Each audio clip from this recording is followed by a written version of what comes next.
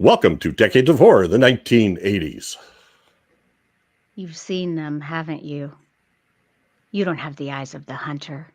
You have the eyes of the dead. This is episode 294, recorded September 17th, 2025. Gruesome Magazine. Well done, Crystal. Yes. Well, I was trying to remember how solemn he was when he said it. He's like, so deadpan. Yeah. It was actually good. It was great. I think that was up on top of the bridge, too, where Albert Finney was scared to death. Yeah. Oh, anyway. No, it was when they were in the bar, I think. Oh, yeah, yeah. They were all in the after bar. a song. Yeah. Yeah, you're right. Yeah. Anyway, my name is Jeff Mohr, and this podcast is about horror films released between 1980 and 1989. Each episode, my co-hosts Bill Mulligan, Crystal Cleveland, and Chad Hunt and I will tackle another classic or not-so-classic film from this radical, gory, influential, and gruesome decade. Joining me tonight is Crystal Cleveland, actress and YouTuber. How you doing, Crystal? Good. I'm really sad that I missed y'all last week because Jerry was on. Of course he was. Well, he was only on for about 10 minutes. But that, anyway. Yeah, so I missed Jerry. That's all right. And you're feeling better. Did you get a chance to watch Demonoid? Oh, yeah, I watched that movie's weird. It doesn't make any sense. I don't understand the hand. Okay, why did they chop off her hand in the beginning ritual? I didn't understand it, to be completely honest with you. So you would have fit in with the rest of our opinions. Yeah. Except for Jerry, who I think doesn't care. Although he has it all. He had all the justifications built up and structured. Oh, yeah. That was perfectly good reason. I mean, I didn't hate it. I mean, it was kind of interesting because it was so weird, but it actually did not make sense. Like, it actually made no sense. That you couldn't sell me on the sensical nature of it. We're pretty forgiving here. We thought it was fun. Yeah, but it was fun. Chad was totally surprised because he has that fear of dismembered crawling hands. And he didn't. And he picked the movie. He picked it, and he didn't know it had hands because you can't tell. You know, the poster doesn't look like it. Demonoid doesn't sound like a movie about crawling hands. It's not like Legion of Crawling Hands or something like that. Great movie. But anyway, oh well. I tried to get Jerry in, but I missed when he said he could have joined like half hour after we started, but I missed that, and he joined us toward the end and gave his sort of version of first impressions. Because it's one of those movies he's always been pushing on us. That and Loch Ness Horror. Right. So that and what? The Loch Ness Horror. Oh well, that was a classic. That was a beauty right there. Immortal. All right. So by the way, Chad Hunt is not joining us tonight. Yeah. It's his every other weekly Wednesday emergency. Just kidding, Chad. Just kidding. Well, in fairness, Chad's on all of the podcasts. So he is. Odds are there's going to come. We have no spare time. So Chad will be back, but something came up, and life has priorities. So.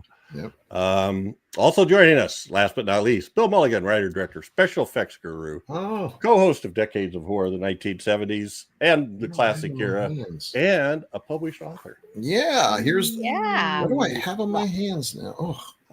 Yes, here's the latest Vampire Hunters. I have a short story in here. Hunter, which is pretty cool. I actually started reading it, and it is pretty good. There's actually some nice writers besides me in there, the idea behind the anthology is they're written in sort of journal form, like the original draft. Right. So these are scraps, journals, the kind of things that often end with "there's something at the door," and that kind of thing. I love it. All right. So on this podcast, we usually start by giving some basic details of the film we're covering, followed by each of our first impressions of the movie.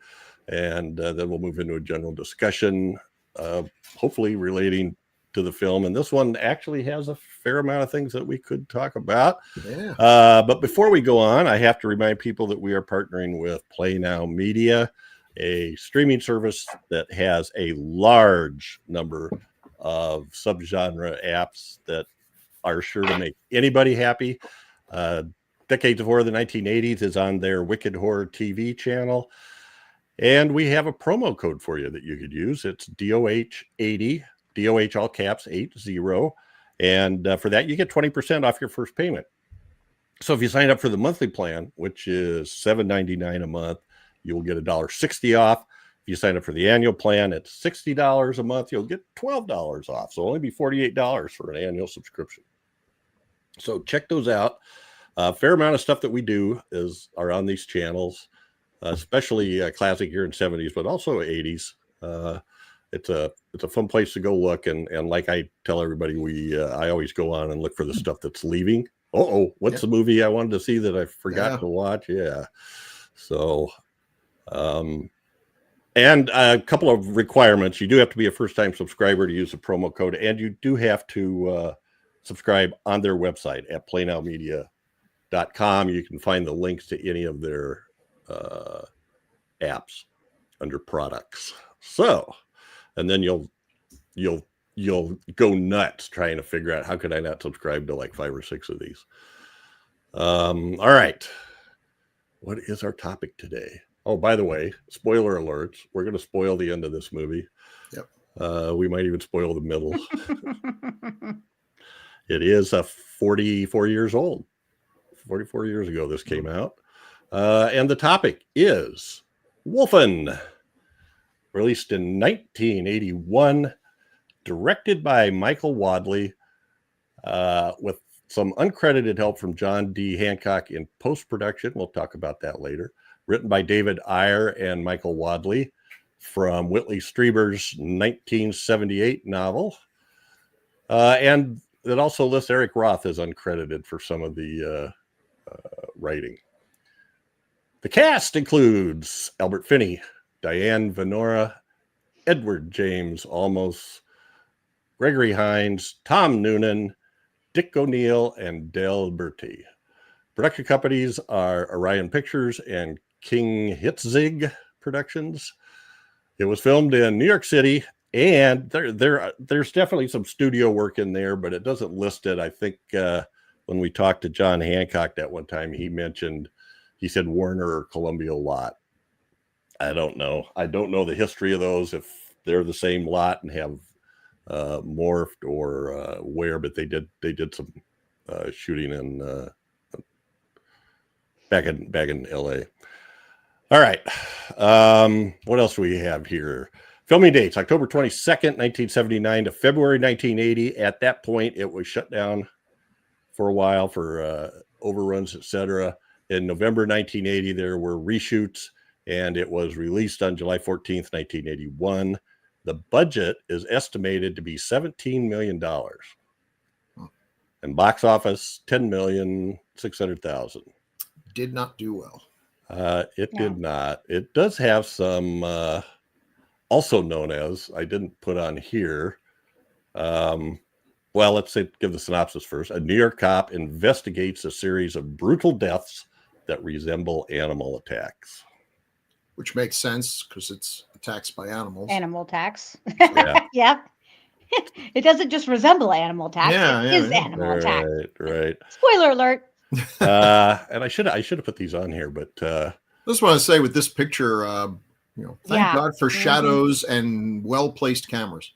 I'd say But is that even a picture? What is that? Like that's a art piece, isn't it? No, that's a picture. That's a picture. That's a photo. That doesn't look like a photo. The way the lighting gives it an almost drawn look, but I think that's it looks. I feel like that's not a picture. It might be something based on, because look at it. It looks really weird. Look at his face. Looks kind of smushed. You know what? Well, he is making faces now. I will admit, this was a rather small image, so I ran it through AI. That explains everything. Oh, okay. No problemo. That explains everything. That's fine. I was like, that just looks so crazy. Okay, that makes more sense. Yeah, that's cool. Yeah. I'm fine with that. those AI programs that take a small image and make them big do a good job, but sometimes there's some little artifacts. Good catch, Crystal. Geez. It messes with the shadows and stuff like that. But it's a cool look. I mean, actually, that's pretty good. Oh, he did some pretty like this better. Yeah, well, he did some pretty bizarre facial expressions in this scene, too, that I thought were pretty good. All right. So I think we're done with this thing. So it must be time for first impressions. This is my pick, and we've kind of had this on a list to do for a long time, but it's always only been pay-per-view streaming. And I finally found a version of it on a place we could stream it from. And then next thing I know, between the time I picked it and now, it turned up on Tubi.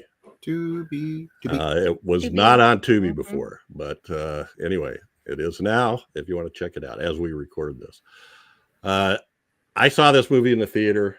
I liked it a lot, and people are probably going to hate me. I haven't seen this one for a long time either, but out of between The Howling and this one, I actually like this one more. This is really? Wow. I like this a lot because it's very kind of low key and atmospheric, very atmospheric, and it just tripped my trigger. I totally understand. I'm watching this and I'm thinking there's a lot of people are going to think this is really slow, but I totally loved it. I loved the eeriness, the atmosphere, and the way they built the tension. And Albert Finney is always, he's great at looking like the wheels are turning and he's thinking through things and he hears something, and I don't know. I just thought it was great. There's some nice effects too. I think we get if you're into gore, there's a couple of hand removals and a decapitation that are pretty nice, that have motion afterwards that we can talk about later. I love the story. I know the story isn't possible, but it's still one of those things where I kind of like to believe that things that we can't imagine or that nobody knows about are still possible, are out there.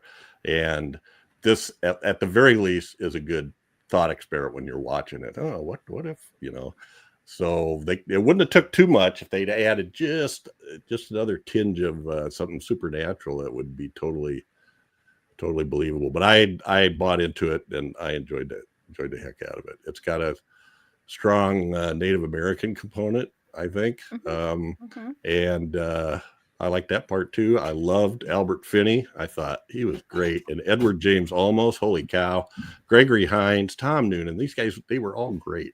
They did excellent jobs. So, and I liked the whole wolf vision thing. I thought that was kind of cool. And we'll talk a little bit about that too, because of some stuff I heard. But anyway, let's move on. I'm saying this is I love this movie when I saw it in the theater, and I still love it. So let's take a look at Crystal. Yay. Yeah, it's okay. It's okay to say it was boring. It's okay. Well, I saw this as a kid, and I remember really liking this movie. I have always really liked Albert Finney, though. He's one of my favorite actors. He's very good. Of that time. So that helped. I mean, Looker, and I don't know. There's something about him. I think he's very genuine. He's just a really good actor without really acting, if that makes sense. Now I remember this film being scarier for some reason, and not as long, because watching it this time, wow, it was really long. How long is it? Is it like 2 hours or something? Yeah, hour 55. Okay. I think. Yeah, so I don't remember it being that long, and it actually is pretty slow to get started. I would definitely call it a slow burn. It doesn't mean that I didn't like it, though. I do still like this film. I just felt like I just remembered it as more exciting. I don't know why. I think that it was still good, though. Now I just see it for more, I guess, what it was as opposed to what I wanted it to be. I guess at the time it was more like the anticipation of everything. I do like that they used wolves, the real wolves. And I love the end, how you have like the white wolf. I think that's super cool. I don't completely understand it because I don't understand how the wolves disappeared. I don't understand. I thought they were shapeshifters, but they like disappeared. It's kind of weird. I do like the shapeshifter aspect of it. I know that is still big. I love the whole idea of that. I think it's awesome in Native American lore. And I actually feel like this should probably be explored more in more contemporary horror films, but I don't feel like it would probably come off as authentic as for some reason this feels. I do agree with you that it feels authentic. Now, you were referencing this against The Howling. I just think that they're two completely different films. If I had to choose one to watch, I'd watch The Howling. It's just more entertaining to me. But I would have to say that this is probably the better film, if that makes sense. Like, I feel like it's just a better made or more quality film, and it feels more authentic. So, it's hard to compare. I mean, The Howling, I just love The Howling. Howling's super fun to me though. But yeah, I mean, if anyone hasn't seen this film, they should totally see this movie. It's fantastic. I will say I do like the wolf vision too, but it was used, I feel like it was overutilized. I didn't think it needed to be used as much as it was. So I think that because they utilized it so much, it kind of took away from what it was. Sometimes less is more, but that's just a nitpick. So yeah, that's all. Okay. Yep. All right. Thank you. Bill Mulligan. So I saw this probably opening night or close to it when it came out. I was there at the theater, and there weren't a lot of people in the theater, and it didn't last long. So it's good I went out when I did. I really liked it when I saw it. And this is one of those rare ones that actually I wasn't as entertained watching it this time as I thought I would be. I'd forgotten how long it was. It felt more like 2.5 hours. And the problem is this. The name of the movie is Wolfen. You have the poster. I think when I went to first see it, I didn't know much about it. I hadn't read the book.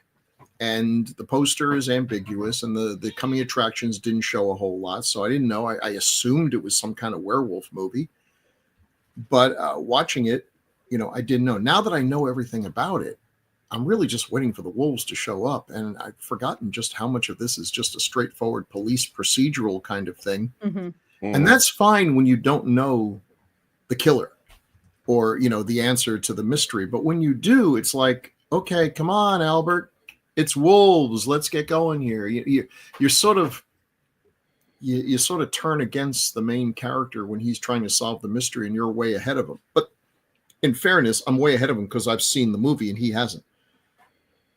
So that just seems to drag a bit. Well, and because it's a fantastic. Yeah.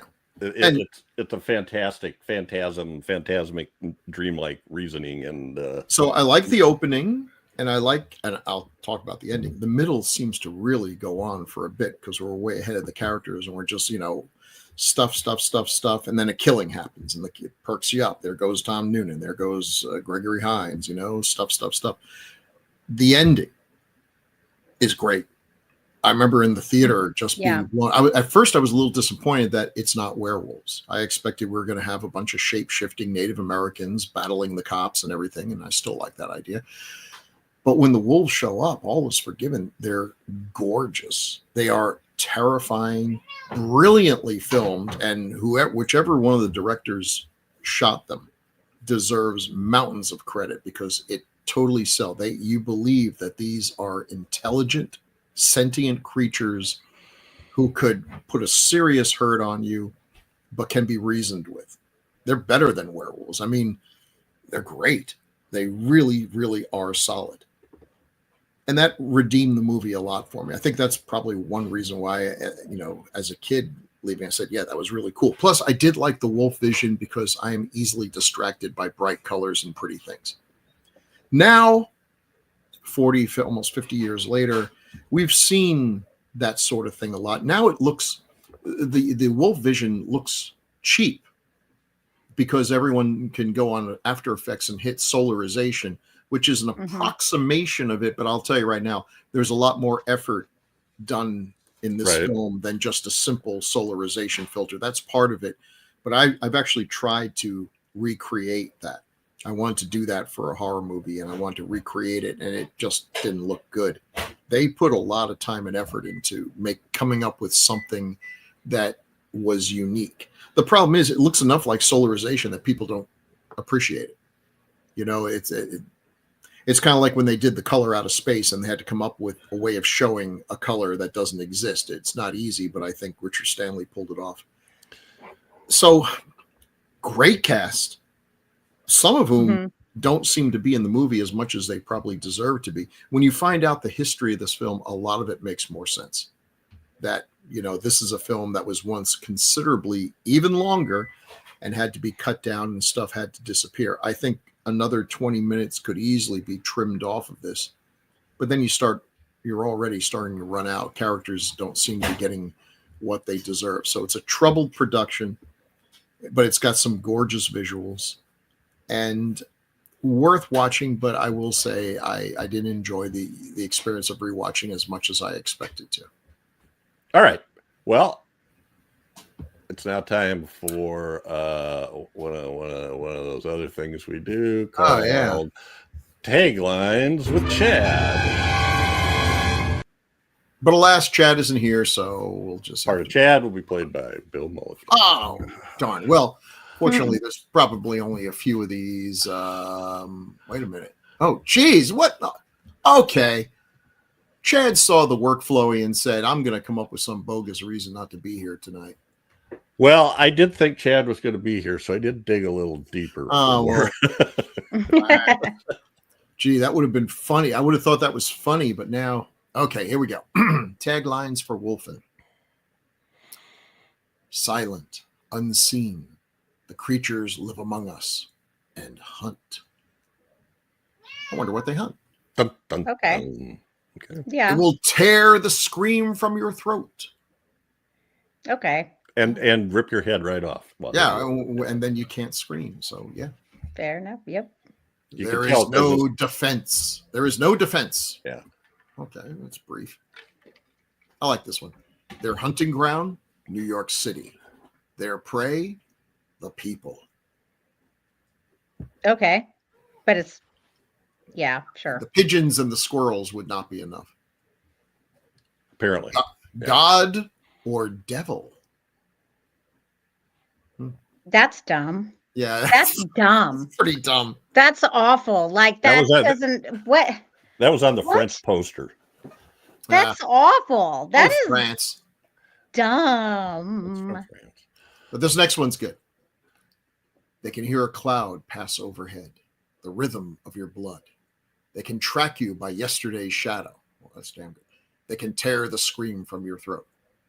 I like that they can track you by yesterday's shadow. I don't believe that, but that's very impressive. It's very artfully stated. Poetic. Yeah. That's the word I was looking for. Yeah. They can cause, here's some more things they can do if that wasn't enough. They can cause pain beyond imagining.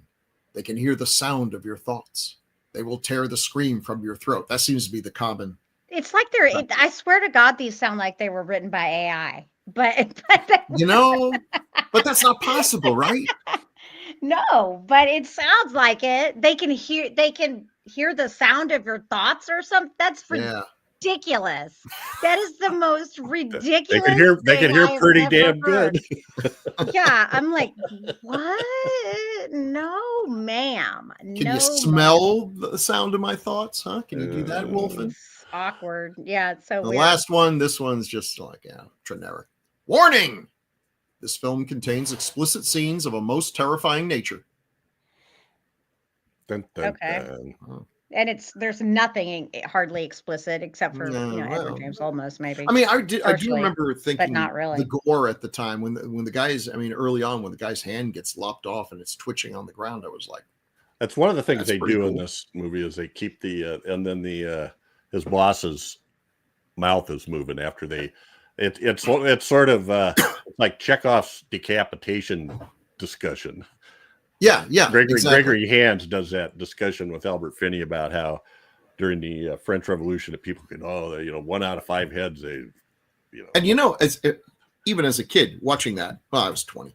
I kind of figured this is going to lead to someone getting their head. I mean, I've already seen someone's hand chopped off. Now we're talking about some. Hold on. You okay? Sorry. I was eating an almond chocolate bar, and I think a little piece of almond got caught. Nut dust. Nut dust. Ugh. Oh, that sounds. But, well, let's carry this on in a minute. But that's been Taglines with Chad. Chad's a hero, cool and rad. With him reading taglines, they can't be that bad. The part of Chad was played by Bill Mulligan. All right. Yep. So let's go out for there. But yeah, no, I'm with you on all that. I thought the warning was kind of lame myself, but you do have decapitations, and you see the head sitting there, and the eyes moving around, and the mouth flapping, and the hand that gets ripped off with the gun in his hand, and the fingers relax on the trigger afterwards. Yeah. Anyway, well, let's take a look at some posters. This is the one I'm familiar with. Yep. And it has all that stuff at the top and the bottom. There's no defense. I don't think I've ever even seen that. That's wild. For some reason, it doesn't look familiar. I mean, I do like that it doesn't give the game away, but it does sort of heavily scream werewolf. Yeah, so let's just be a spoiler here. There's no werewolves in this movie, but there are some werewolf red herrings, so to speak. Oh yeah. And there's wolves. I mean, there are wolves. There's just nowhere.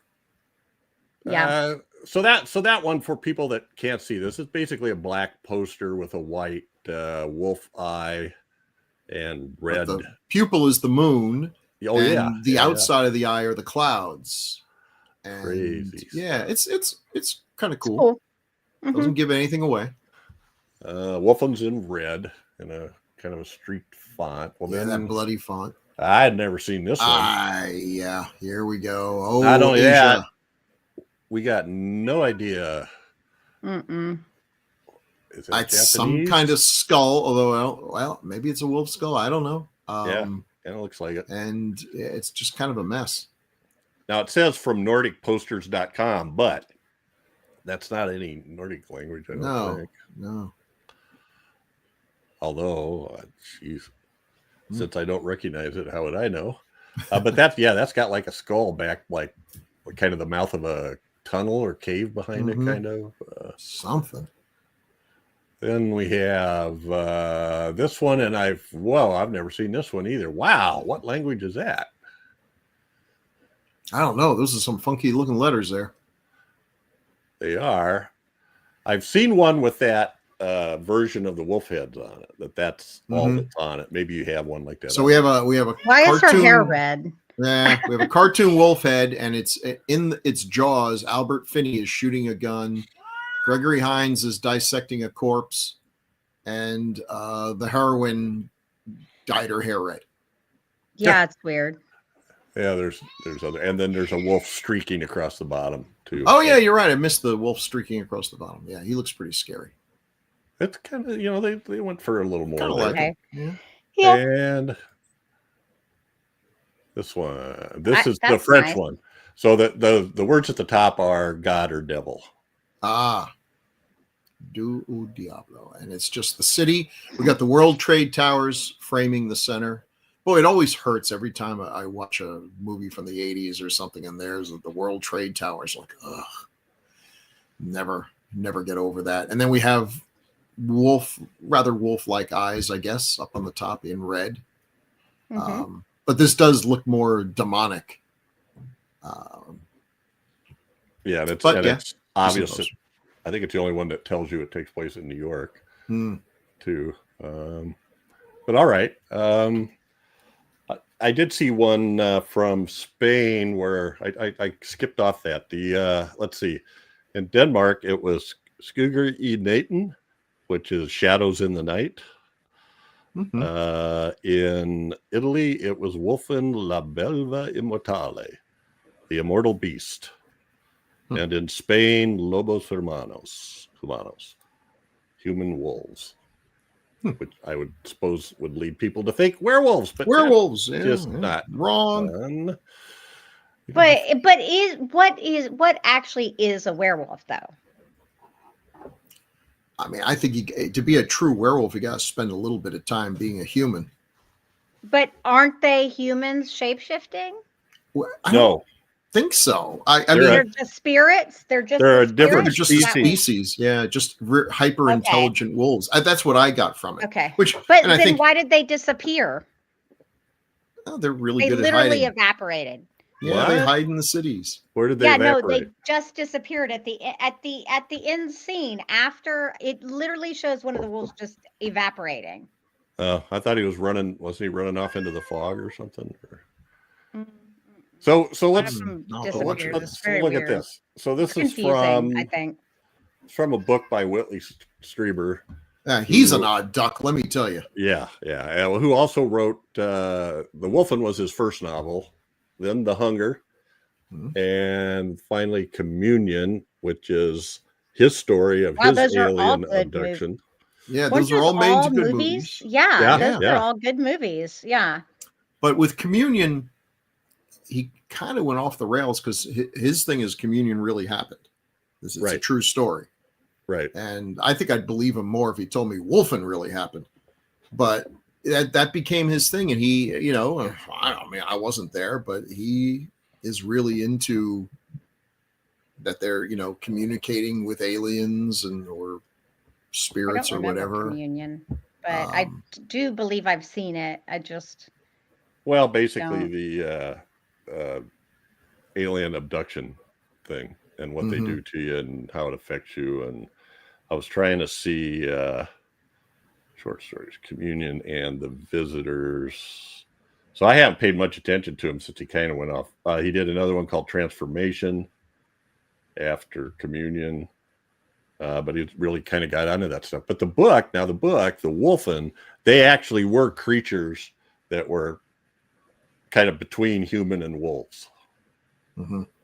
But in this movie, they did not, even though they spent $17 million, they said, we're not springing for those special effects. So, yeah.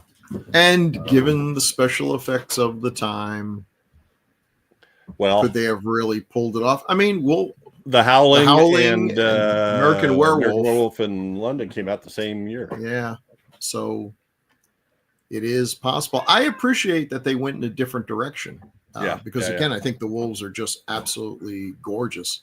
Well, they weren't really werewolves. They were wolves. Like well photographed wolves. Human wolves that didn't change. And that does go back to the original stories of werewolves were that it was a human who became a wolf, not a wolf man, not, a wolf, an actual wolf. And so, now after the Wolfman and all these others, we want our werewolves to look cool. I mean, my favorite werewolf movie is probably Dog Soldiers. Those are great designs. That's a cool. And it saves you the trouble of having trained wolves on the set, which wolves are gorgeous animals, but they can put a hurt on you. No, especially as a pack. Like, wow. Right. Yeah. I mean, and that's and they're bigger than what you think too. Like, they're big, but what's even bigger? Big. Wolf dog hybrids. I was at a state fair once and somebody had this wolf dog hybrid, and I wish I'd gotten his number. I mean, it was a long time ago. I'm sure the poor thing's passed on. But the head of that wolf dog was bigger than most dogs. Just its head. It looked like the thing they'd have outside the slaughtered lamb. And he was friendly, sweet as anything. But man, was he scary looking. I was so impressed. I've known other wolf dogs that were just, if they didn't tell you they were wolf dogs, you wouldn't know. But yeah. No. So these were big animals that they had in the movie, or at least they sure found a way big. to make them look big. They made them look big. That's scary. And then in the movie, right, it kind of ends with he kind of declares himself not a threat by wrecking the model of this development. So what they're really doing is they kill the sick and the homeless.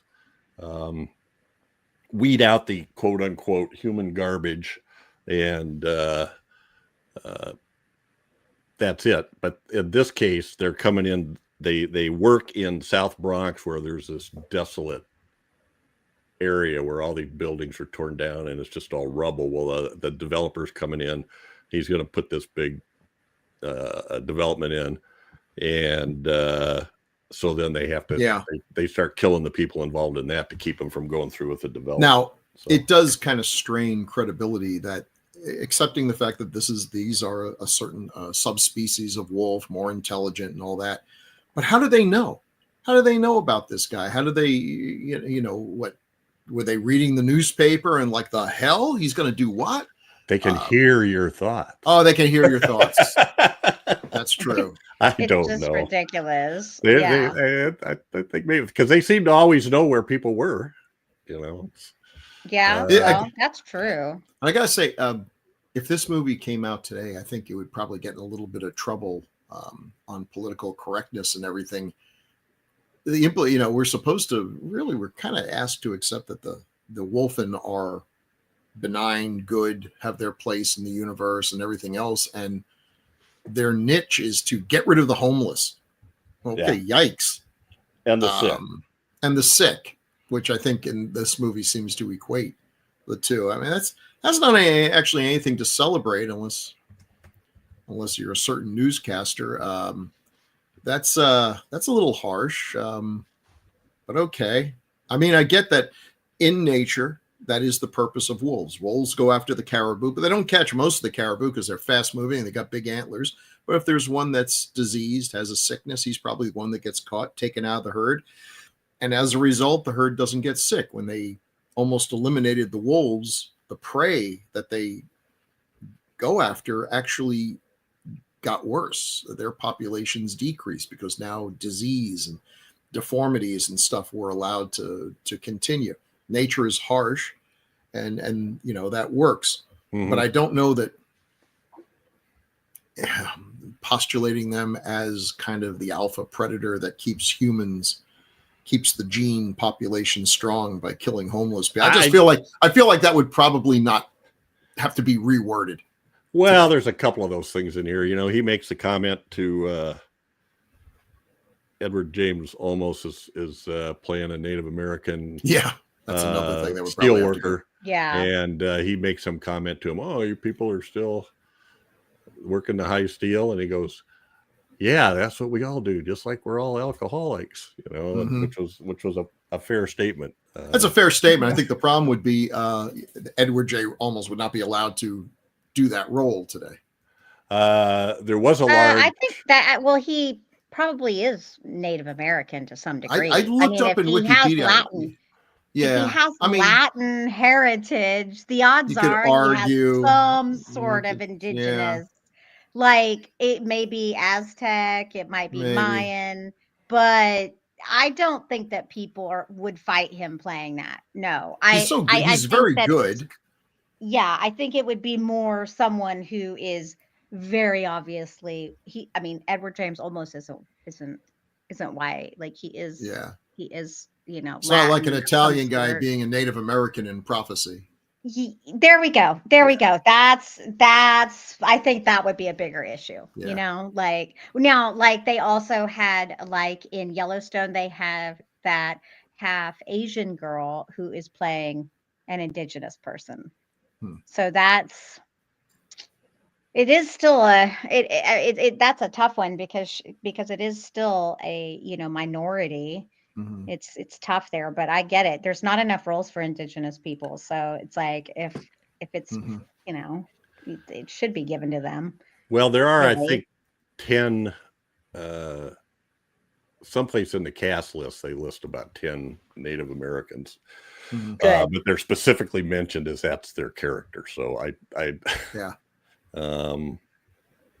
on the screen, I don't see it. They're not listed that way, but we have people with name like Hawkeye, Thunder, Skyhorse, Eagle, Stonefish. So at any rate, and it just says they played Native Americans. Oh, okay.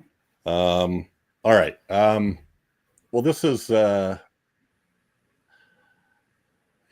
So in the book at the end, they go off. The Wolfen go off, and now the real world has learned of their existence, that there are human predators, and what's the danger to them for that.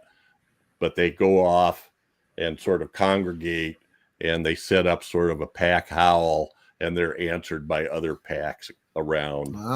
So anyway, that's the way the book ends. It doesn't really, it just kind of indicates a battle would be coming, is kind of what I feel like. Oh, that's fun. Never went into it after that. Well, the director was Michael Wadleigh, whose big claim to fame was filming Woodstock. Yep. I grew up near Woodstock. I almost went to Woodstock. My parents were perfectly capable of loading us in the car and going the 20 miles it would have taken us to get to see the festival. But they heard rumors that there was going to be trouble, and so they decided not to go.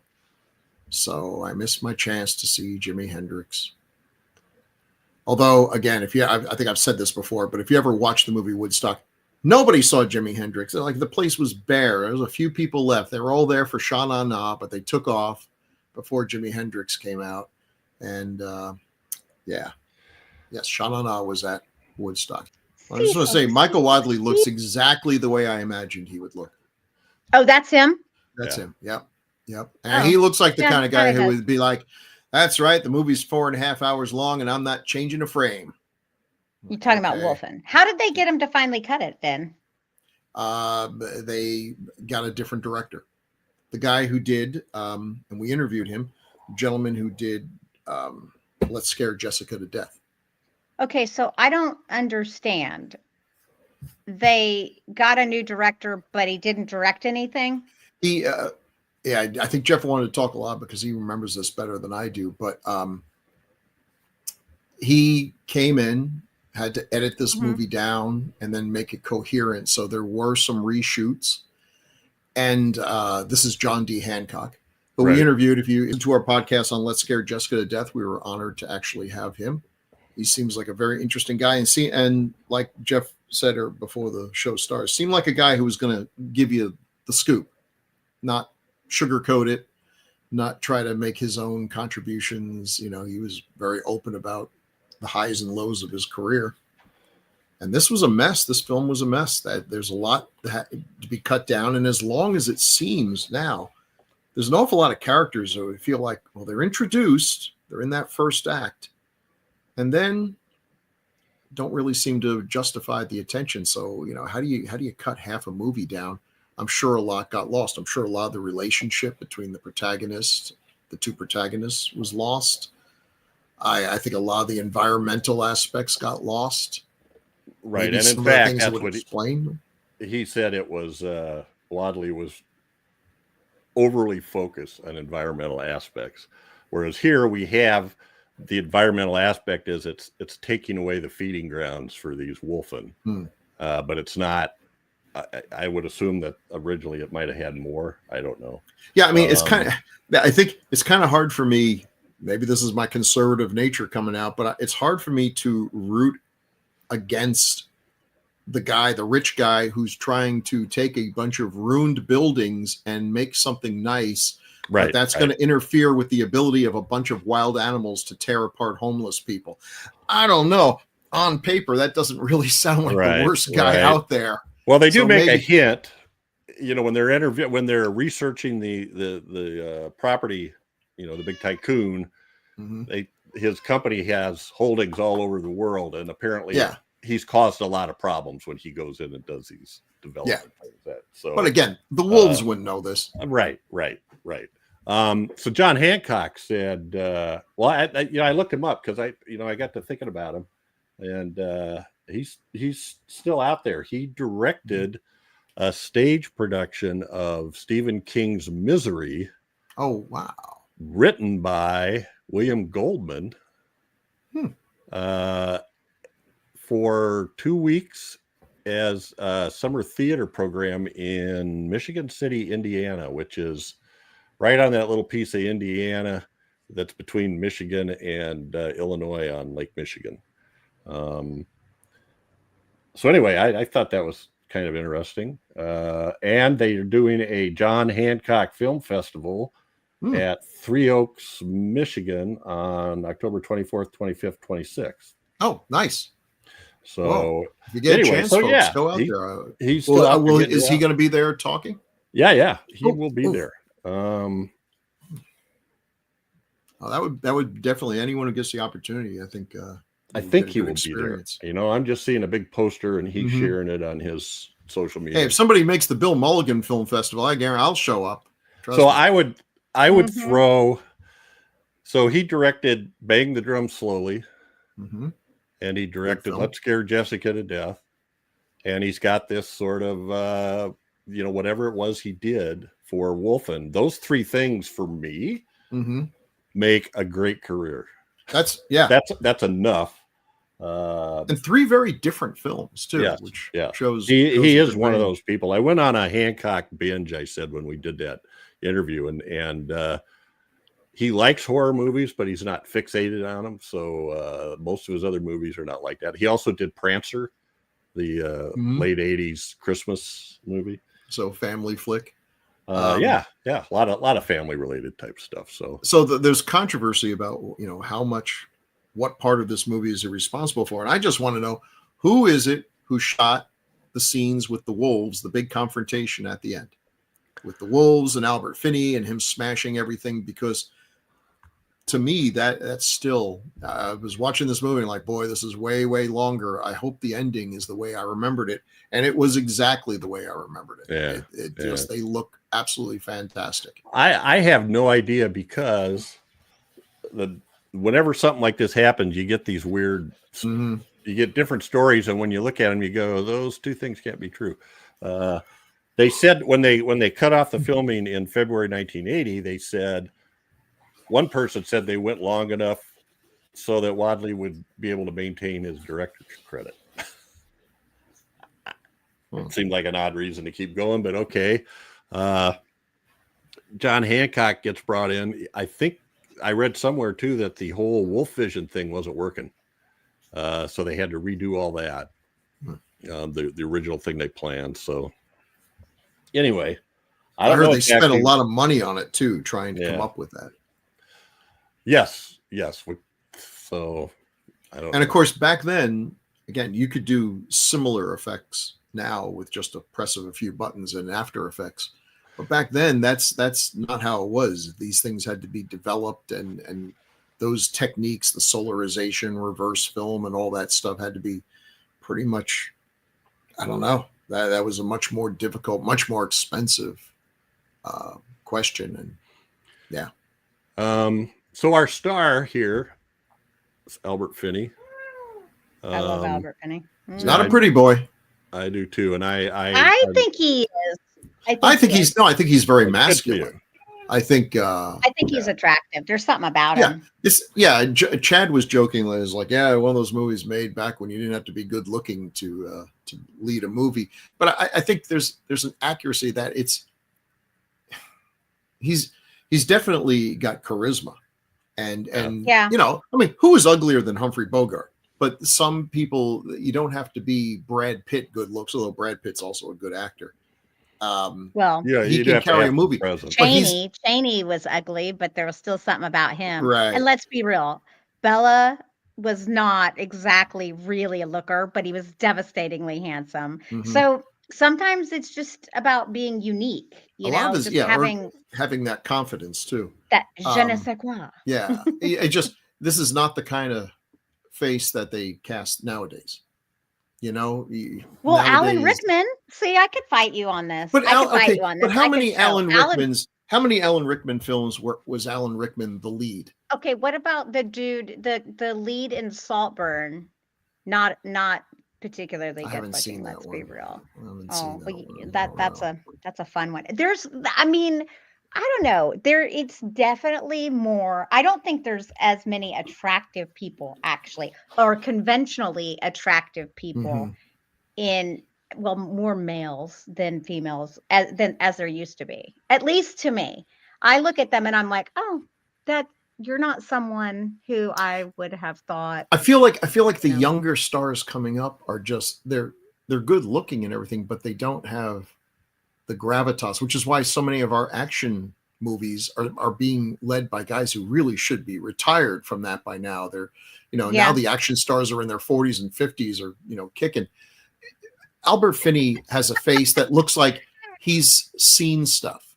How old was he here? I'm curious because he looks straight up close to 60. Okay, I'm not gonna lie, but I bet you he was a lot younger than that. Oh yeah, he looks like a younger guy who's done the kind of hard living, drinking, and stuff. Look at his sagging. Look at his cheeks. Yeah. See under his eyes. Look at his cheeks. Look at his forehead.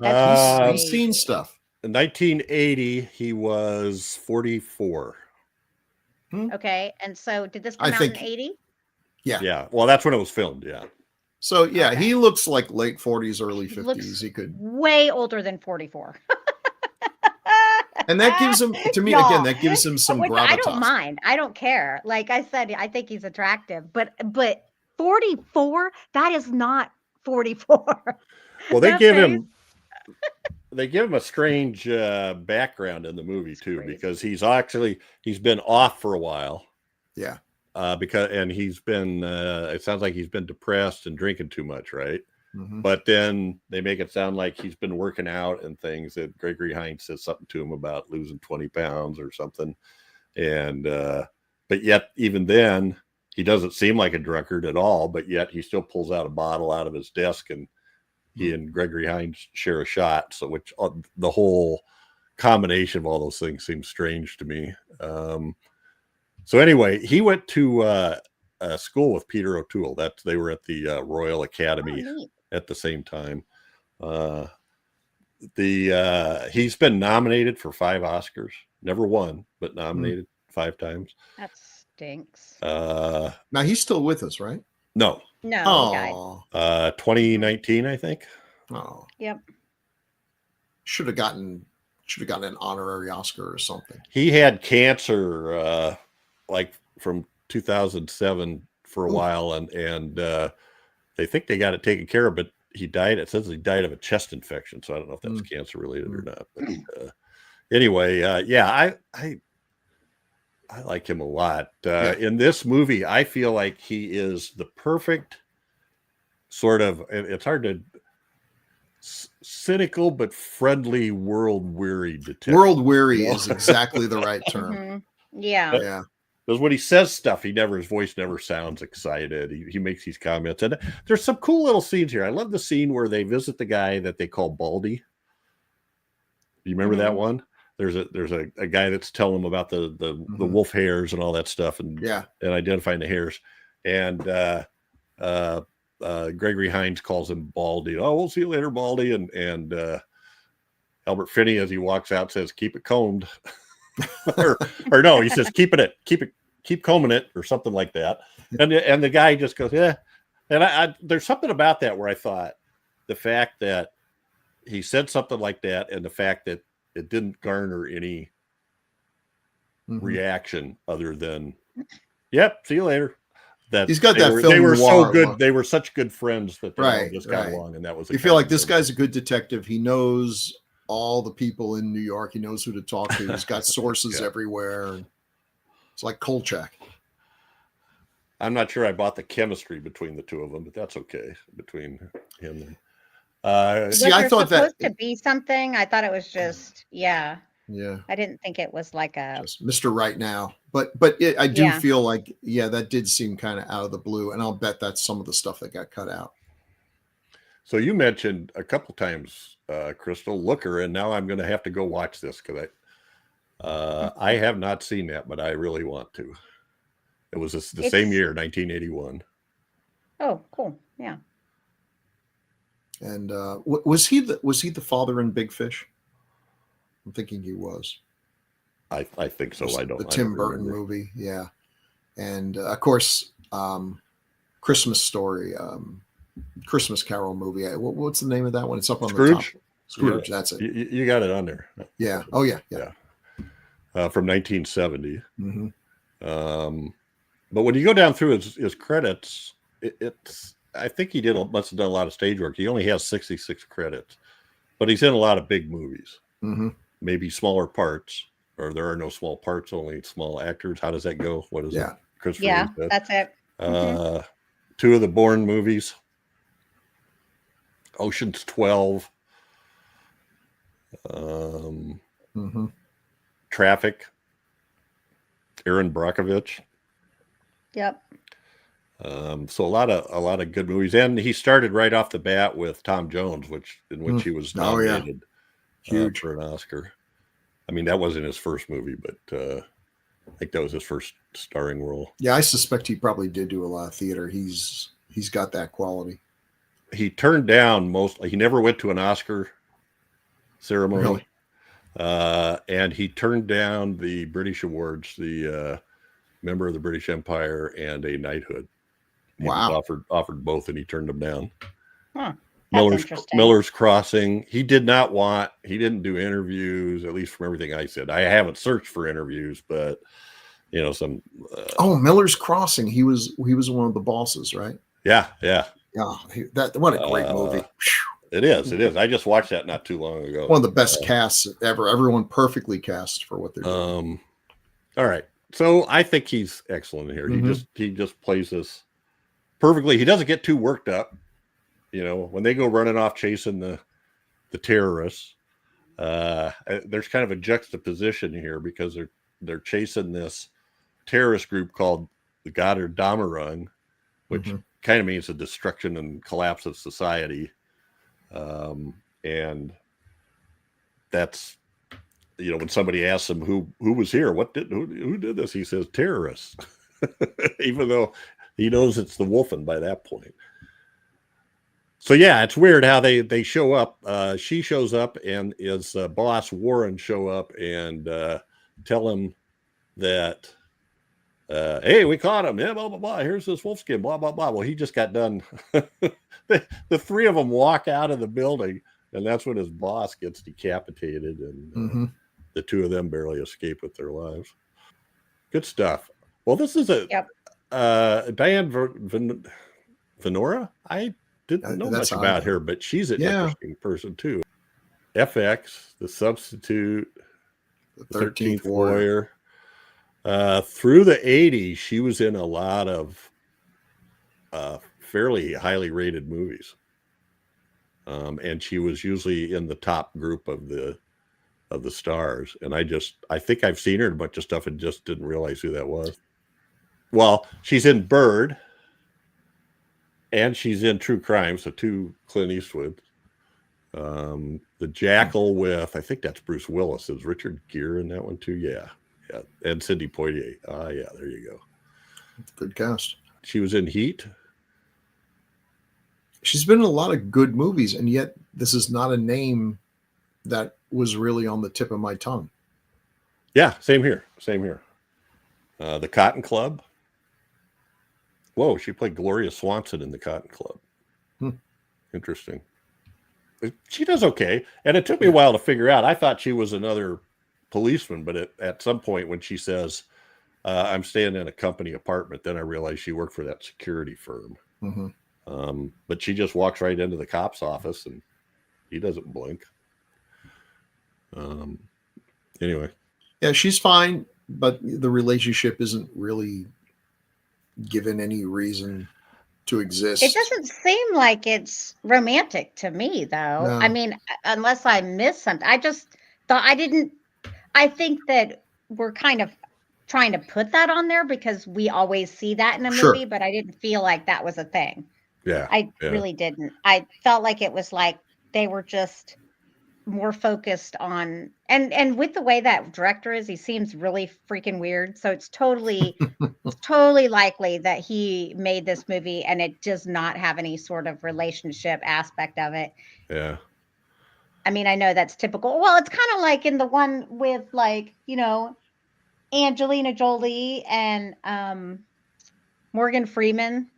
Is it Bone Collector or one of the collect? I can't remember. Yeah. And it's like you kind of feel like there's, but you're like, no, there's actually no romantic connection here, even though like it feels like there should be. It's like we can't even watch 2 people on screen It might have been more interesting if they hadn't, gone. It does seem kind of gratuitous. It's like, well, he's a man, she's a woman, and we need some smooching in here. But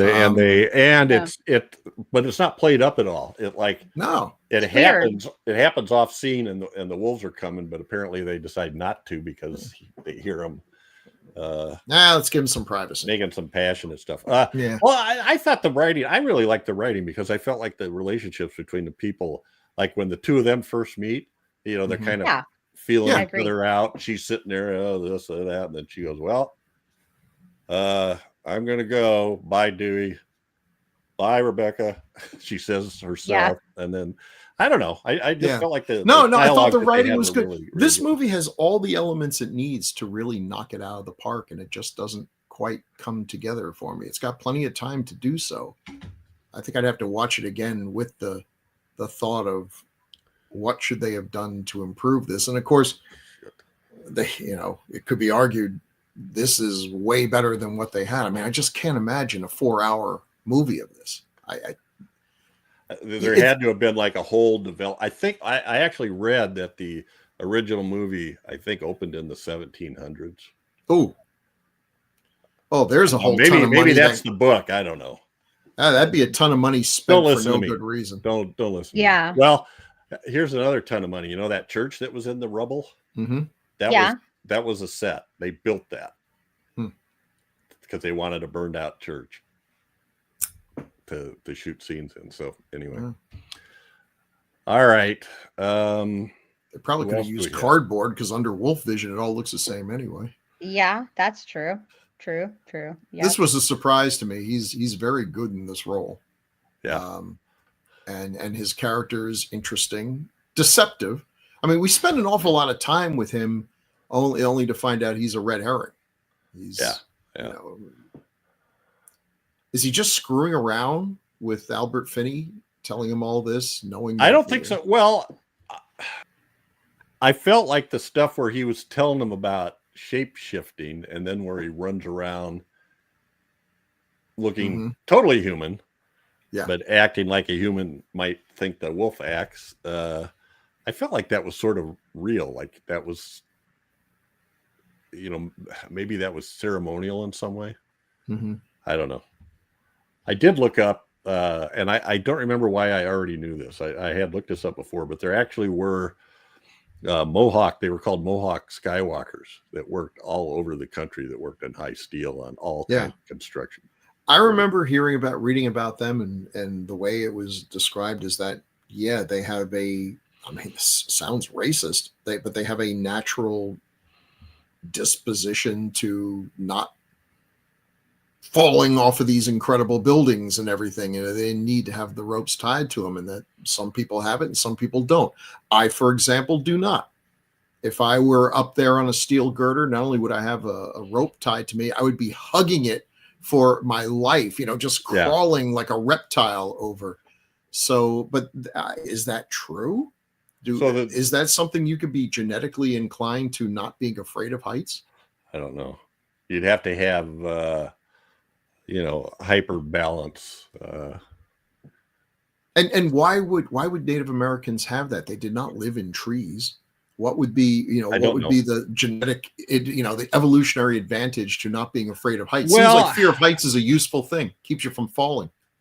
Or is it just a thing that they found, like a lot of immigrants, of course they were here first, but a lot of immigrants come in and start to dominate in certain professions. So I don't know if it was a thing like that where they just got into it and then they could help each other find jobs, and it was a very good paying job. Then after a while, people were like, hire the Indians. They're really good at this sort of thing. Anyway, there's a big long list of construction projects they were on. I don't know. I hope we didn't tick anybody off. Now he also was nominated for an Oscar for Stand and Deliver. Yeah, good role. Oh yeah, he's amazing. Yeah, and that's what I think of when I think of him. What about American Me? Oh. Seeing him with this crazy long hair and everything. American Me is one of the greatest films ever, though. Okay, I haven't seen that. I'm not sure I've seen it. Oh God, Jeff, I don't know if you should. Uh-oh. I don't know if you should see it. It's a rough one. Like I don't know if you should. Lots of It's cats. rough. Lots of cats. No, it's about prison. It's about prison life. Gotcha. And what it did to him, because he went to prison as a youngster, and Mhm. about how he was like a gangster, and a Latin gangster, and it's pretty graphic. It's pretty rough. I mean, let's just put it this way. Oh, and he directed it too. Wow. When he gets out of prison and he is with a woman for the first time, he doesn't realize that he tries to do it like the way they did in prison. Yeah, you see, because that's what. So why are you to. saying I shouldn't see that? Because I'm the oldest guy. Well, no. Well, no. But let me tell you too. No, but let me. We thought maybe you'd been in prison and might give you PTSD. What? No, no. One guy gets gang jumped, and let's just say there's a knife, a swirly knife. Oh, a swirly knife. In the same spot of where, yeah.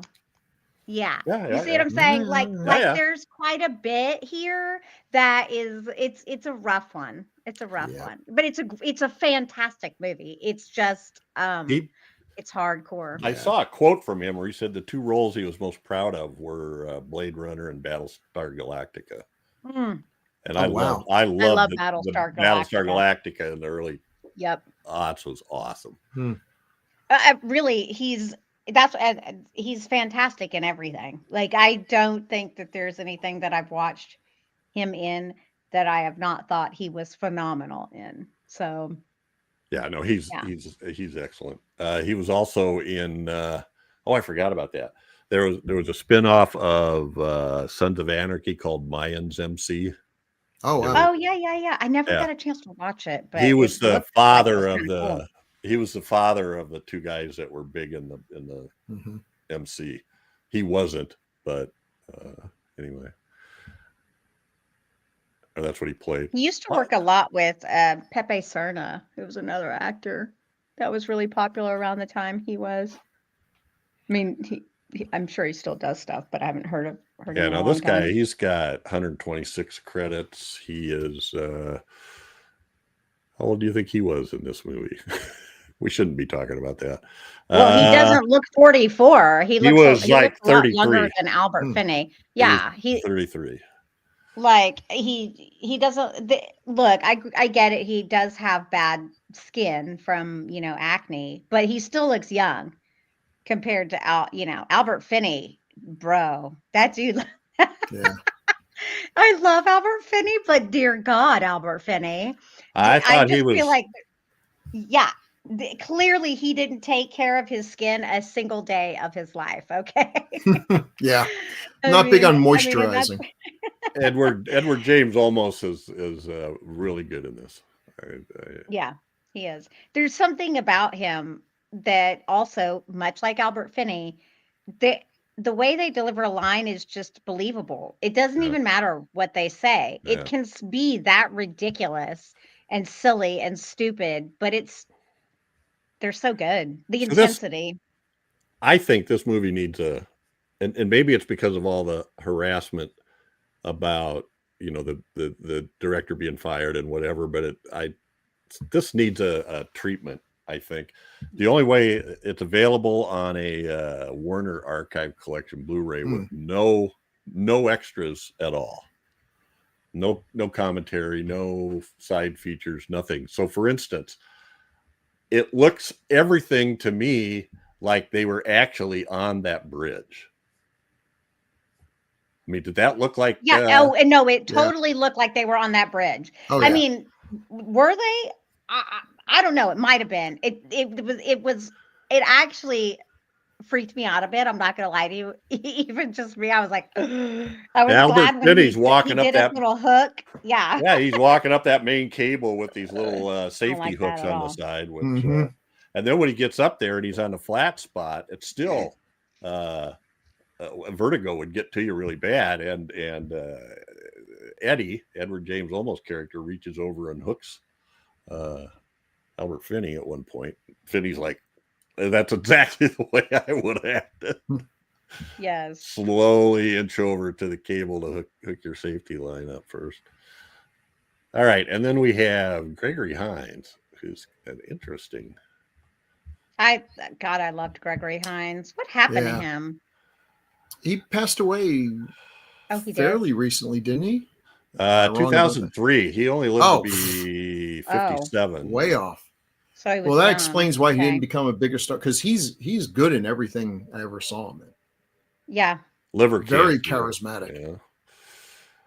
Well, and wasn't he a didn't he have a brother or something that he had a dancing team with? He passed away from liver cancer? Yeah. That's insane, because liver cancer is one of the they did find a spot on my mom's liver. Here's the thing. You could cut out a huge chunk of your liver and still be okay. Right. It sucks, because what that means is they just waited. So with my mom, they found a little spot and they said it was nothing.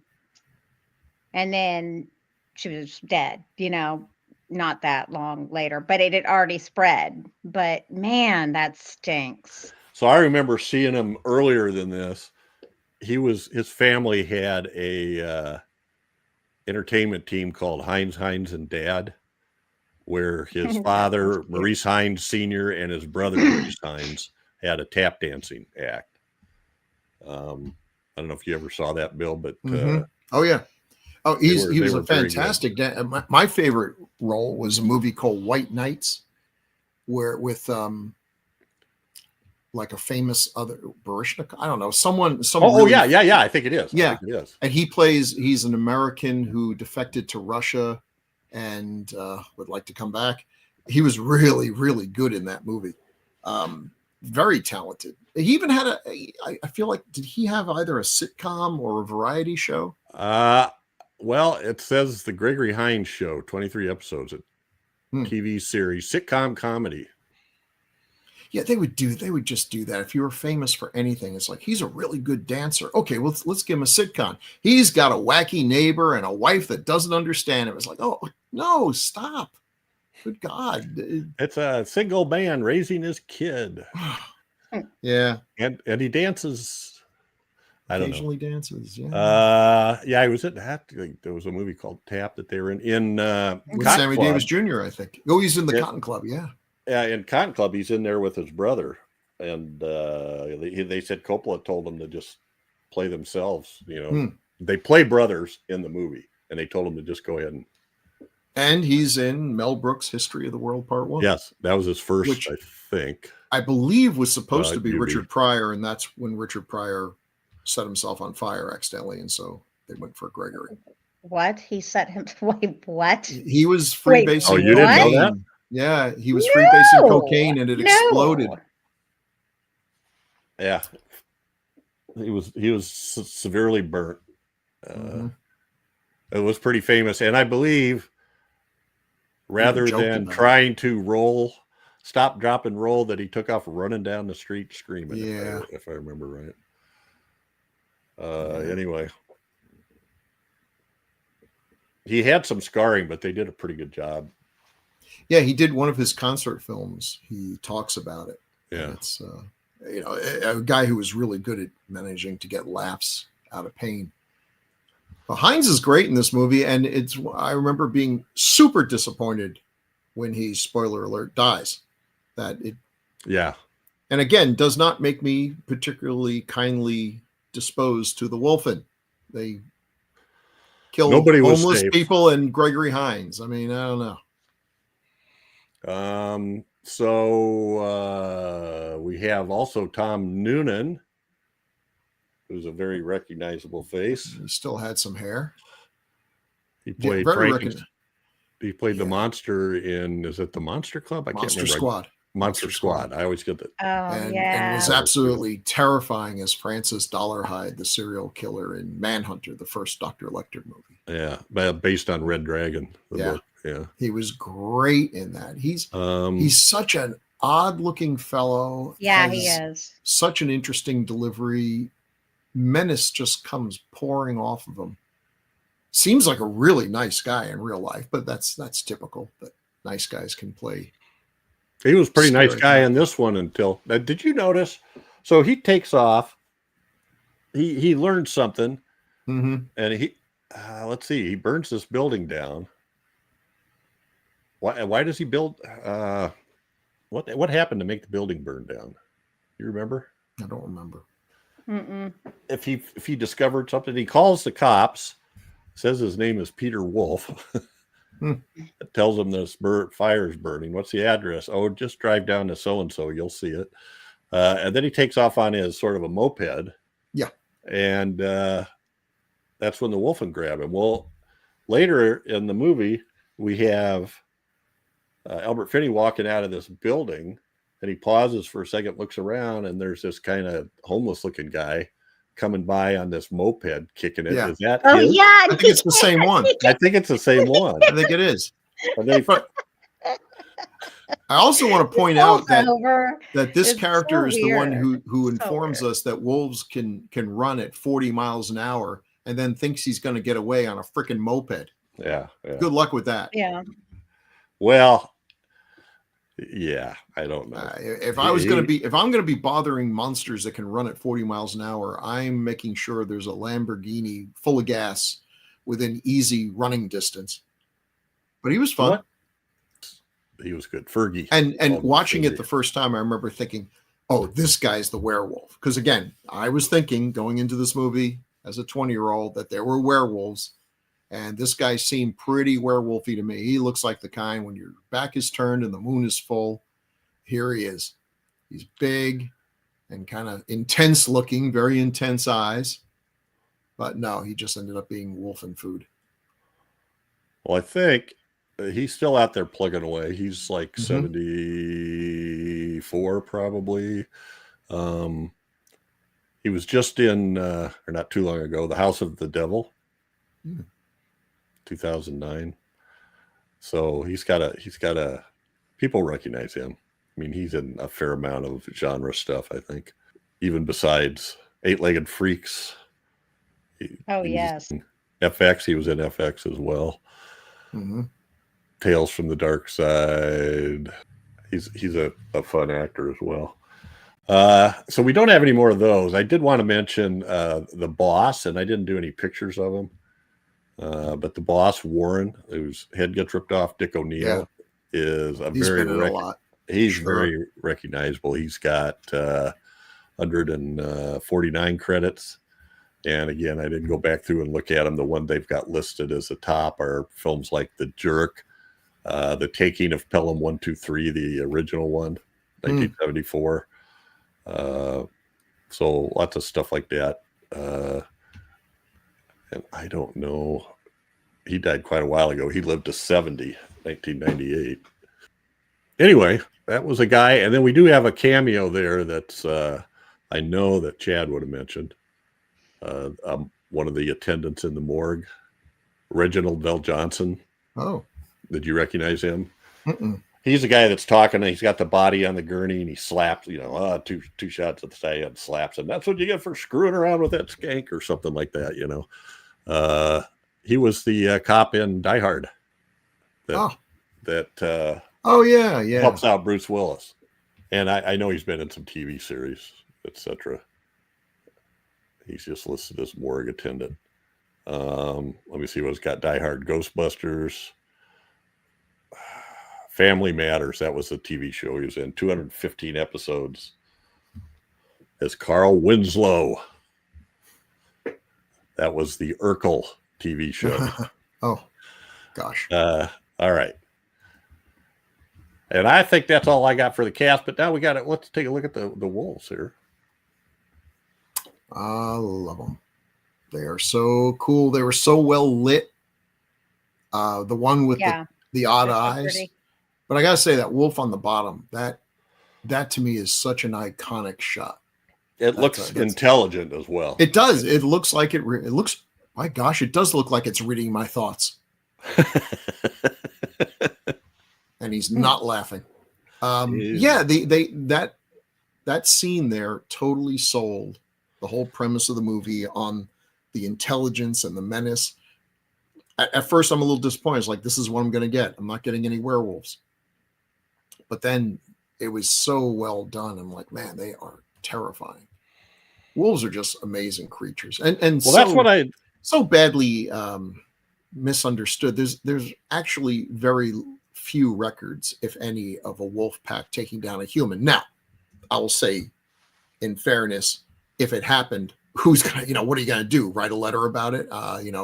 They certainly are capable of doing so, but I guess they don't like our taste or something, because it just feels like there should be more attacks by wolves if it was something that did happen. Well, there's plenty of bear attacks. We know bears will go after humans. That's no mystery there. Yeah. But wolves, no, it doesn't seem. We don't seem to be their thing. And then you have you put together some pieces of wolf vision. Amazing wolf vision. And yes, I agree with Crystal. It was used too often, and it was used.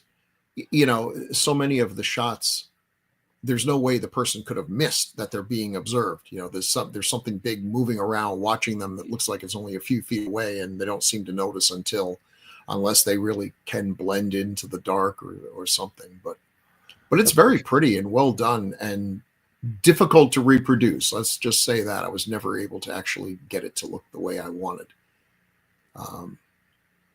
I read something that they spent a great deal of money on this, and then the studio screwed around with it, and they weren't able to get, for all the money they spent, they weren't able to fully get the effects they wanted. Right. So I don't know. That maybe it looked good, but when it got blown up, it didn't look as good. I was trying to find a picture I had of him, and I'm not seeing it. Albert Finney's face kind of filled the screen with the wolf vision. Yeah. And I thought that was kind of cool the way they did it, because it's different levels of color in different shots. I just really liked not just the vision, but also where they moving close to the ground, a la this came out the same year as The Evil Dead. So I did see a credit for a Steadicam operator, so I'm assuming that's what they used. But I've always heard Evil Dead used like a 2x4 with the camera mounted on it. And yeah. They ran across the way. I guess that's all the stuff we got. Any final comments or? Mm-hmm. I love this movie. Seen this one, right? I mean, this is a popular film. I wish they would come out with a better edition of it, like one of the Blu-ray houses would put one out with a bunch of extras and stuff. It was hard to find for a while. It's one of those ones they just sort of disregarded. It didn't do that well, and it's probably not what people expect. I mean, since Wolfen came out, we've had so many werewolf movies that are just wall-to-wall werewolf, and this is not that. So if you go in there knowing what to expect and give it time, appreciate it for what it is, there's a lot of good there. But I'm with Crystal. I'd probably rather watch Howling again. But on every what you're saying, everything it's better produced, it's better, directed. The money's there on the screen. It's just not as much fun. And yeah. Sometimes I watch movies just for fun. Most of the time. Most of the time I do. Yeah. I did. If it's not fun, then right. Well, a couple of the things that got changed. The composer is it Jim Horner? James Horner, who won a couple of Oscars for Star Trek movies, did tons of Star Trek stuff, and he was brought in. They had hired somebody else. And literally right up till the final cut, they said, yeah, we're not using that. And they hired James Horner, and he had, I think it was 11 days to write and record the score. But he's trying to see what he won Oscars for. He's nominated a bunch of times. Wow. And won twice for Titanic. Well, both his wins are for Titanic, the score and the original song. And then he was nominated for Apollo 13, Braveheart, Field of Dreams, An American Tale, Aliens, and Avatar. These are all great scores. So yeah, A Beautiful Mind. Yeah. So they got him, before he kind of hit it big with, and he did a lot of Star Trek work, if I remember right. All right. And the cinematographer as well was somebody I think they kind of, I don't want to say lucked into. If you had a $17 million budget, you probably should have been able to hire the best. His name is Jerry Fisher, and he has done, he's a cinematographer for The Exorcist 3, Man on Fire, Highlander, Wolfen, The Ninth Configuration, which we're going to have to do sometime. Oh, yeah. Island of Dr. Moreau from 1977. Oh, wow. Anyway, not a great movie, but that's nothing bad about the cinematography. Oh, nothing bad about the cinematography, but I'll bet that's will probably be one of his least favorite memories. So anyway, yeah, they had a good cast too, and I wasn't able to figure out who actually did the editing because this is the way it is. So John Hancock actually said, I had a great cameraman. I had Jan DeBon.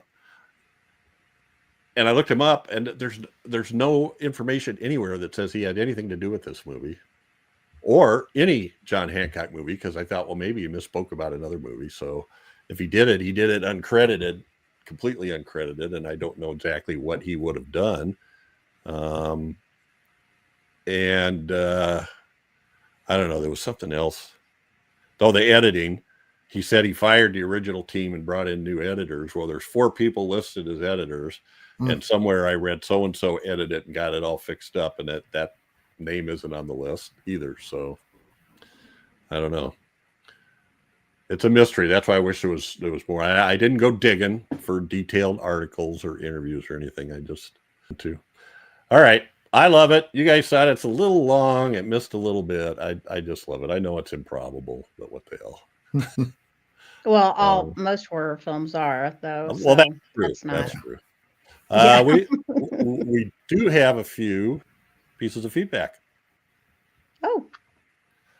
All right, feedback. The first feedback is episode 292, The Unnameable, from Robert Baker. Bill. Robert Baker says of The Unwatchable, pretty much agree with the crew about this one. It's one of those movies that I wish I could like more than I actually do. I think they tried to melt Lovecraft with the young people going to a party somewhere sinister theme, but boy, is this ever slow and boring. Creature looks great, though, and I remember seeing online once where someone created a custom-made figure of this demon. I've seen the sequel, and at least it moves faster than this one. And a good deal of more Lovecraftian ideas are presented there, if anybody wants to try it. And Julie Strain is in the monster suit for that one. Well, that's a good sign. Thank you, sir. I did see that. Yep. Thanks, Robert.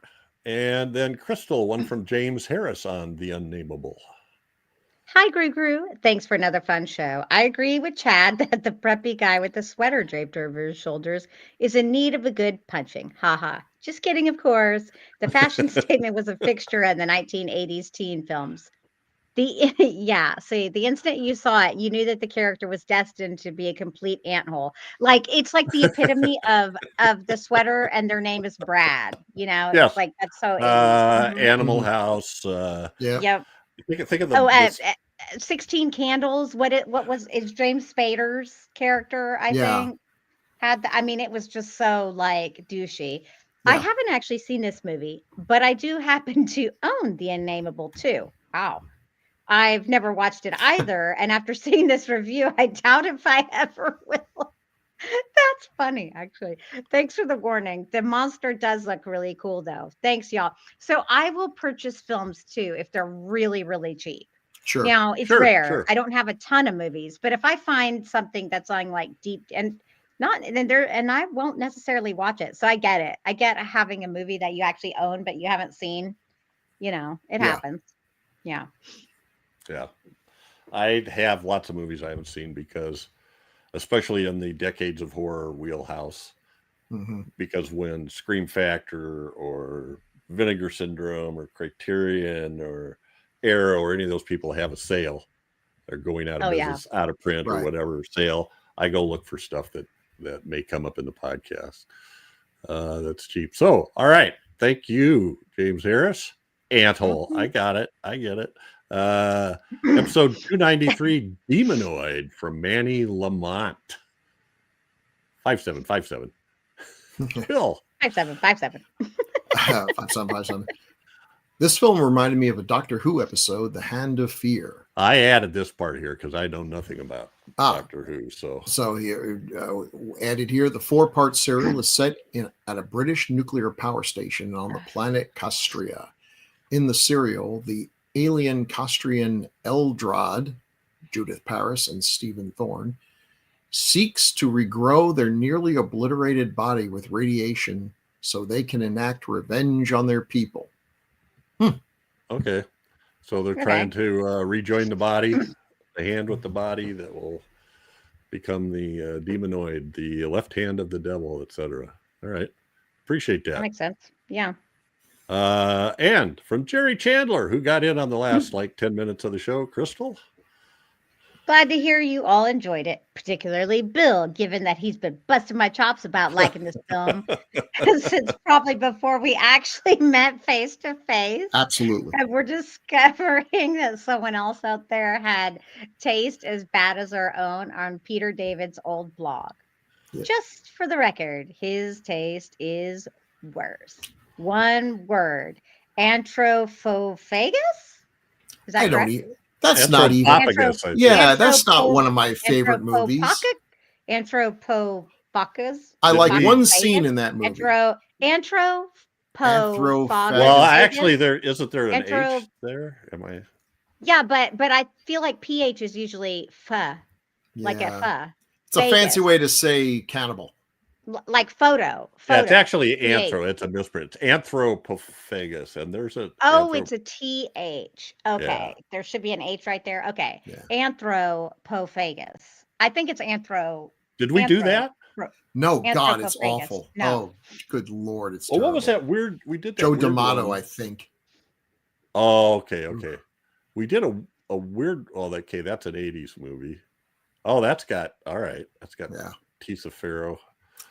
It's. I'll watch it. That sounds interesting. The one scene that absolutely gets me is the monster. At some point, this monster cannibal, is disemboweled, and he starts eating his own guts. But you like this movie more than Jerry does? No, Jerry's hallucinating. I don't know. He does a lot of drug busts, and sometimes there's fumes in the air. He's just imagining this. No. Listen, Mr. Loch Ness Horror, he's got nothing to say about anything. This is driving me nuts. There was a weird movie that we did with, I think Denham Elliott. No, it's not. That's not Denham Elliott. But this weird thing, God dang it. Now it's going to drive me nuts until I Jeff's find giving it. us the worst clues possible. So far, I know that it's a movie that doesn't have Denham Elliott, and it's got a thing. So listen, this is really funny because I still can't believe Chad picked this one, but it certainly made for an enjoyable discussion to listen to. So please, a big hand for Chad. And Chad's not here. Oh my God. Here to enjoy. Well, we might have to just read that one again. We may have to. That's funny. That's funny. Yeah, slip that in for the next episode and have Chad read it. Yeah, that's the best part of that there. I hate it when I'm scanning a list looking for something that I think should just jump out at me and I can't. Asphyx, that's the one I was. Oh, the Asphyx, yeah. Yeah, that's a weird. That was a weird name that starts with an S. Well, sometimes if you're watching American Me, maybe your ass needs some fixing after what happens. There we go. Well, fair enough. Appreciate it. Thanks, Jerry. Thanks, Manny Lamont, James Harris, and Robert Baker. We appreciate our comments. Yes. Please let us know what you think of the movies that we're doing, what you think of the podcast, anything we might have missed, or an experience you had watching a movie. We love those stories. It takes us back. Yes. You can make comments on Gruesome Magazine's YouTube channel or send emails to feedback@gruesomemagazine.com. All right, that's it for this episode. But every 2 weeks, we'll be focusing on a specific film released between 1980 and 1989. Next up, we have one chosen by Bill, which is a movie we mentioned today, Manhunter. the very first Dr. Lecter film. Not the Dr. Lecter we're used to, but a very good one, Brian Cox. It's got Tom Noonan. It's got William Peterson, directed by Michael Mann. A lot of style. What did I say? Stuff. William Peterson. I put that in wrong. Yeah. Good catch by you. Stephen Lang. Yep. Dennis Farina. It's a great cast. Kim Greist and Joan Allen. Good movie. At least I remember it being good, so I haven't seen it in a while. It's Michael Mann. Yeah. Fresh off Miami Vice success, I believe. Yep. It's very 80s. So join us for that one. You've seen that, right, Crystal? No, I don't think so. Maybe. I think you're gonna like it. Though. I think you'll like it a lot. I think you will too. I probably will. He's crazy. I don't have a super high bar though. So. Francis Dollarhide. Inagata Davida. Oh yeah, Inagata Davida. Yeah. It's not often I remember a villain's name. Yeah. Just what's the serial killer's name from some movie you saw? Francis Dollarhide.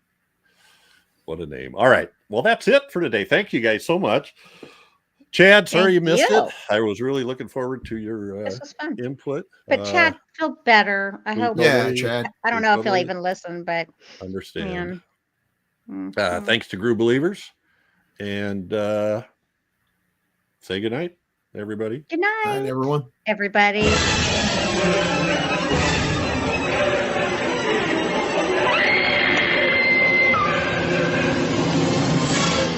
Gruesome Magazine.